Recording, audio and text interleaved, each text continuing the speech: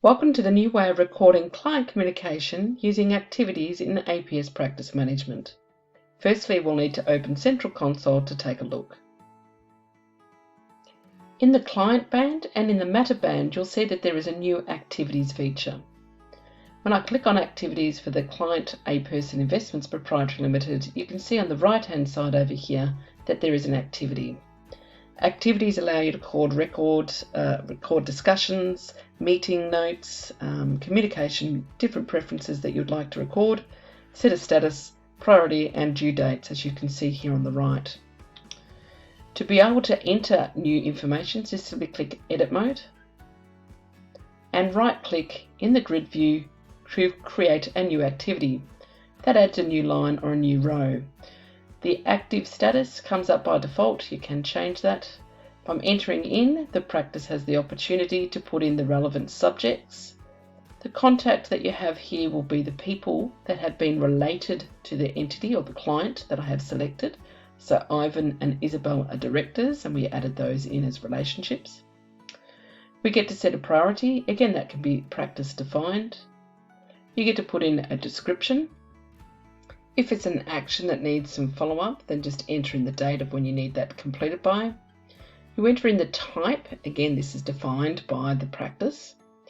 Who owns it? So is it going to be yourself or you reassigning it to somebody else in your practice? So once that's done, we've now added a new activity. So you might then ask, well, how do I actually go about completing it? Well, again, the easiest way to do that is to ensure you're in edit mode. And then you can simply right click on that and complete the activity.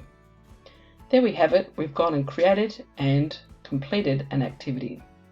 The filter that the screen is looking at is always only showing active. So if you need to see all activities, then just change your filter at the top here. The other way that activities can be created on the grid view is you can also use the create activities, which opens up another screen to be able to enter that rather than directly off the grid.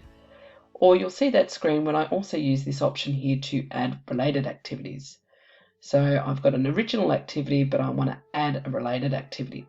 So it's just going to open up this new status window. You can see the original activity is at the top here, and then I get to choose, well, what type of activity do I want to do next? So I'm going to just click a follow-up, and you'll see that the subject and the contact has pre-defaulted for me. So I'm saving a little bit of time here by not having to rekey that. Enter in the relevant information, and what type of activity it is already known because I said it was a follow-up. So again, you've got your due date and completions of that. So now I've just gone and added a related activity. So how do I know that that's related? Well, you don't really from the grid view, okay? So that's what the tree view is about, and that's very similar to how we use notes. So you'll see in the tree view that you have the original activity, and if there is related activities in the tree view, we just call those threads. So when you go into the tree view, you'll have different right menu options. So you can continue to add to the thread, and it just grabs another entry like that, or you could do it as we did before to add a related activity from the grid view. So I like to keep it simple. I'll just stick with the grid view. So now that we've added these activities, how do we manage them? Well, we go down here to the personal band. In the personal band, you'll also have activities. Again, it defaults to active.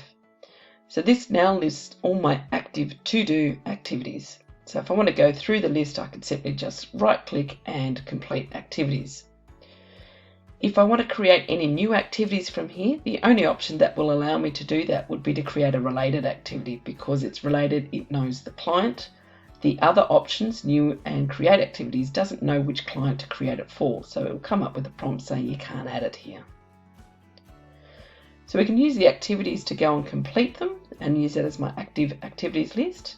And the other item that we've added in here is the client summary.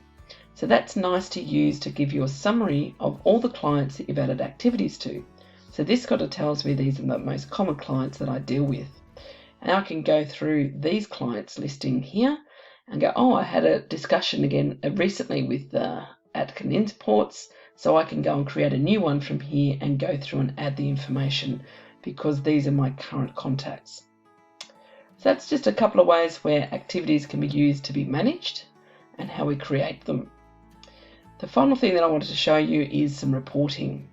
So activity lists is a new feature that allows you to report on all your activities into Excel or within the data sheet. So you can see here I've saved all my active activities using the same criteria from the screen, status equals active, and the owner is myself. Then I've gone and created and pulled the fields across from the left-hand side here. And you can go and change those and save them in your personal list or go and add them back. If you need more help using lists, then please see your practice administrator. You can save those in a public and private view. Once you've got your list that you want, then you can just export that into Excel.